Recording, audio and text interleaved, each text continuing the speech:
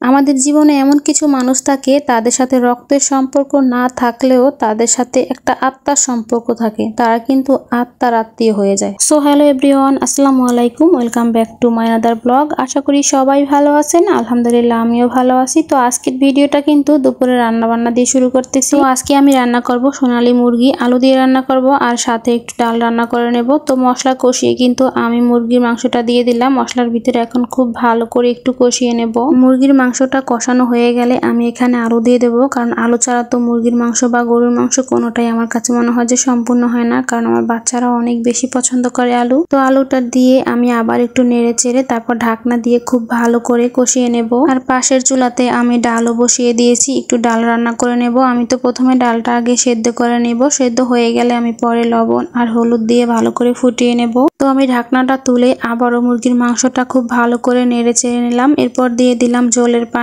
পানি দিয়ে আবারও খুব ভালো করে একটু নেড়ে চেড়ে দিলাম। এরপর দিয়ে দিলাম কিছুটা কাঁচামরিচ, একটু ভেঙে ভেঙে দিয়ে দিলাম যেন একটু ঝাল বের হয়। তো কাঁচামরিচটা দিয়ে আবারও নেড়ে চেড়ে দিলাম। আর আমি বেশিরভাগ সময় কাঁচামরিচটা এইভাবে ভেঙে দিয়ে দিই যেন ঝালটা বের হয়, কিন্তু বিচিটা যেন বের হয় না। বিচি বের হলে আমার কাছে কেন জানি না দেখতে ভালো লাগে না। তো যাই হোক, ঢাকনা দিয়ে রেখে দিলাম। আর আমি যে ডাল সেদ্ধ বসিয়েছিলাম, ডালটাও সেদ্ধ হয়ে গেছে। আমি একটু হলুদের গুঁড়া আর একটু লবণ পানি দিয়ে ভালো করে ফুটিয়ে নিচ্ছি। এরপর বাগার দিয়ে দেব। মুরগির মাংসটাও রান্না করা হয়ে গেছে। আমি একটু ভাজা জিরার গুঁড়ো দিয়ে একদম ভালো করে নেড়েচেড়ে মিশিয়ে তারপর অল্প কিছুক্ষণ রান্না করে চুলাটা অফ করে নামিয়ে নেব।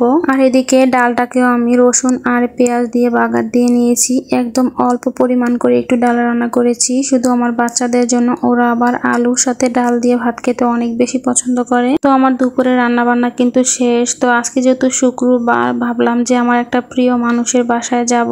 এদিকেই কিন্তু খাওয়া দাওয়া শেষ করার সাথে সাথেই বৃষ্টি নেমে গেল। তো বৃষ্টি শেষ হওয়ার পরে রেডি হয়ে আমরা বের হয়ে গেলাম আমার সেই প্রিয় মানুষটার কাছে যাওয়ার জন্য। তো প্রথম যে কথাটা বললাম যে আসলে আমাদের জীবনে এমন কিছু মানুষ থাকে যাদের সাথে আমাদের রক্তের সম্পর্ক না থাকলেও আত্মার সম্পর্ক থাকে। তাদের সাথে রক্তের সম্পর্ক না থাকলেও তাদের প্রতি যে একটা ভালোবাসা, একটা টান, সেটা অনেক বেশি থাকে। রক্তের সম্পর্ক চাইতেও সেটা কেন জানি না আরো বেশি হয়ে যায়। এই মানুষটা আমার কাছে ঠিক এমনই, যার সাথে মনের কথাগুলো, দুঃখ সুখের কথাগুলো শেয়ার না করতে পারলে আমার মনটা হালকাই হয় না, একদমই ভালো লাগে না। তো সেই মানুষটাকে আসলে কি নাম দেওয়া যায় আমি জানি না। আমার হাজবেন্ড তো মাঝে মধ্যে বলে যে তোমার বান্ধবী। আসলে আমি জানি না যে সে আমার বান্ধবী নাকি বোন নাকি অন্য কিছু। তাকে যে কি নাম দেব সেটাই আমি বুঝি না, কিন্তু আমি এতটুকু বুঝি সে আমার বোন, বন্ধু, সে আমার সবকিছু। তার সাথে কথা বললে আমার অনেক বেশি ভালো লাগে, মনটা অনেক হালকা লাগে।